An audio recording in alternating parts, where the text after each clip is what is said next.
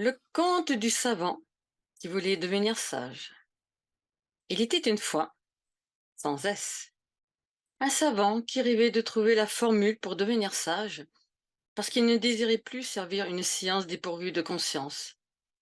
Mais comment découvrir le théorème de la sagesse, nécessite-t-il de se demander. D'avance, il savait qu'aucune équation mathématique ne parviendrait à résoudre ce problème que les autres savants ne se posaient jamais. Et tandis qu'il réfléchissait sur le banc d'un parc, l'esprit toujours occupé à chercher une solution qui n'existait pas, un jeune homme, dont l'apparence avait tout de celle d'un ange, vint s'asseoir à ses côtés. Vous avez l'air bien soucieux.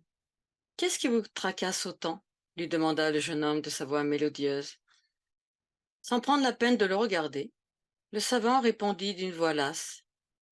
Je cherche le moyen pour que la science se transforme en sagesse et que la sagesse devienne une science. Et que seriez-vous prêt à donner en échange de cela voulut savoir le jeune homme. Le savant cessa de réfléchir pour répondre spontanément. Je donnerai tout pour cela. Puisqu'il en est ainsi, que cela soit, répliqua le jeune homme, avant de se lever pour aller planter son regard de feu dans les yeux fatigués du savant. À cet instant, et pour la toute première fois de sa vie, l'homme de science se mit à penser avec son cœur, en découvrant abasourdi que la plus petite fleur, le plus insignifiant des insectes, était l'expression d'une science et d'une sagesse infinie. Au comble de l'émerveillement, il posa un tout nouveau regard sur le monde, comme un enfant dont les yeux viennent à peine de s'ouvrir.